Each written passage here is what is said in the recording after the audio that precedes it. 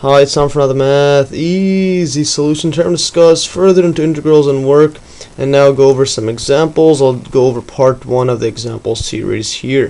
The first example will be dealing when the force is constant, and then the second example when the force is variable. I derived what work was in an earlier video in both definitions, one using constant force, other using variable, and you can see that in the video link below.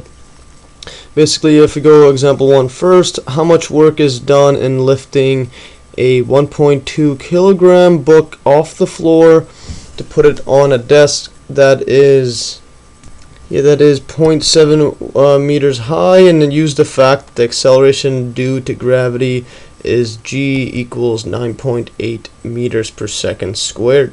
Yeah, so now for this first example, or part A of the first example, what we should always do is draw out the problem. So we're lifting a book which is 1.2 kilograms in mass off the floor, putting it on a desk. We'll draw a random desk or whatever this is, and you gotta place it on top, and this is a height of 0.7 meters. So now we need to know what the amount of work is required to put this high.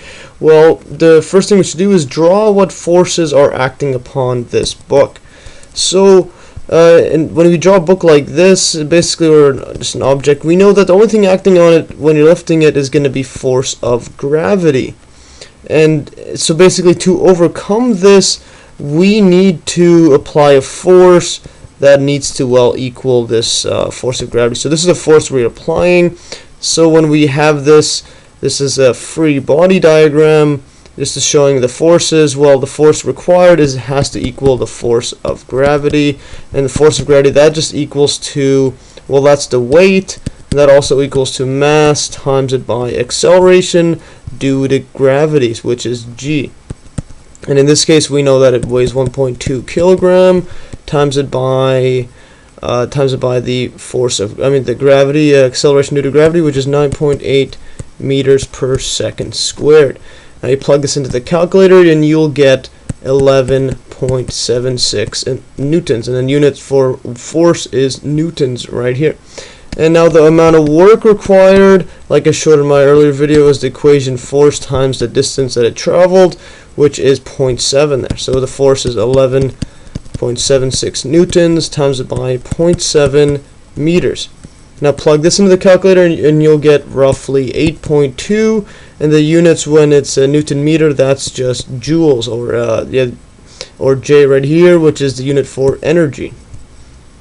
Yes, and now that we've done part A, let's move over to part B, which states how much work is done in lifting a 20-pound weight 6 foot off the ground. So now we're using imperial or US customary units as opposed to the standard or SI units above. So we're dealing with pounds and weight right here. So we have a 20 pound weight. So this is 20 pounds. Put this closer, it doesn't look like 201. 20 pounds right here. And now we're lifting this up 6 feet in the air.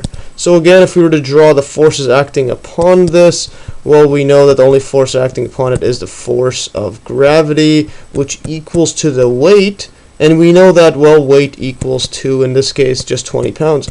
So this is a force, this unit of pounds, and not a mass like the kilogram, so you don't need to multiply by g.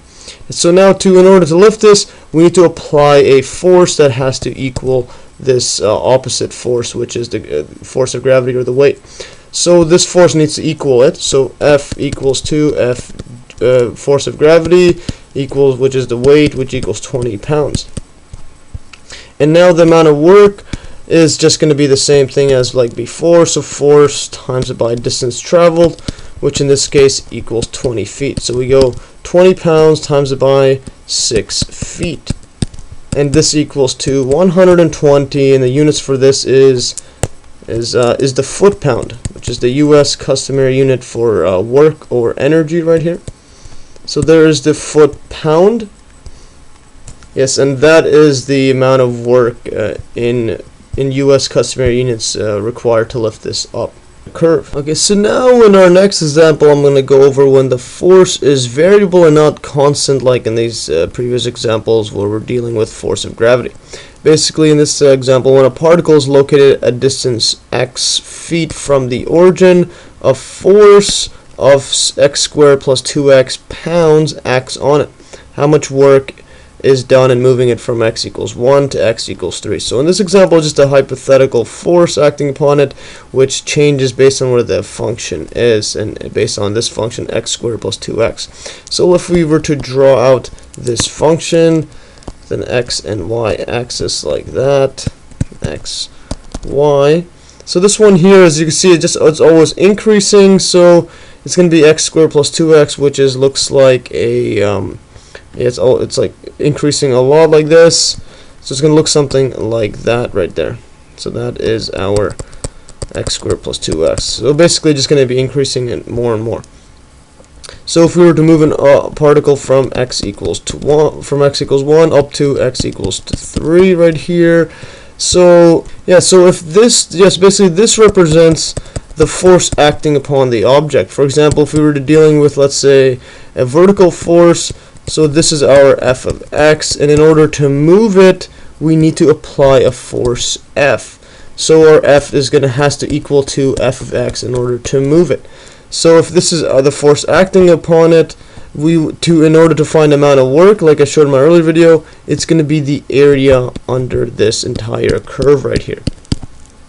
Yeah, and the amount of force at any point is obviously going to be, it's just going to be, for example, at this point x, the amount of force acting upon it is going to be our f of x right here, which is this height right here, and then yeah, the force required to move it is going to be, well, F equals this f of x based on this over here, based on this free body diagram. So now we could solve for the area under the curve, which is equals to work. So work is equal to, from integral from 1 to 3 of our f of x dx, which equals 2, well, we know that. This is going to be x squared plus 2x dx. And now we could just find integral, which is going to be, well, this is going to be x cubed over 3 plus, this is going to be an x, this is 2x squared divided by 2, so the 2's will cancel out. And we're going from 1 to 3. So if we plug in this inside, we'll get 3x cubed is 27 divided by 3 plus this x 3 squared, the 2's cancel, equals to 9. And now we have to subtract when we put this 1 inside. So we get 1 over 3 minus, or plus right here, that's just 1. And now if we just simplify this out, so we're going to have to minus this out, so 26 minus 3, so 27 over 3 minus 1 over 3, and now we have this 9 minus this 1, so we'll be plus 8. And now this equals to, if we just multiply top and bottom by 3 just to make a common denominator, we'll get 26 plus 24 over 3, which equals, here is going to be a 50 over 3. And if you plug this in a calculator or just solve this out, 3 goes into here. Yeah, it goes into it 16 times and 2/3 right here. So you could just go 3 times, well, 16 is going to be 48. And then we're going to have a 2/3 left over. And this equals to, you could either, this will just be 16.666, etc., or you could just go 16 and 2/3 pound. Now this is going to be our foot pounds. Yeah, because once again the x-axis is measured in foot. So that is the amount of work required to move it from x equals 1 to x equals 3, and once again x is in feet right here. Anyways, that's all for today. Hopefully you learned from this video. I'll go over some later examples in later videos. Anyways, that's all for today. Like always, you can download these exact notes in the link below, and thanks for watching, and stay tuned for another Math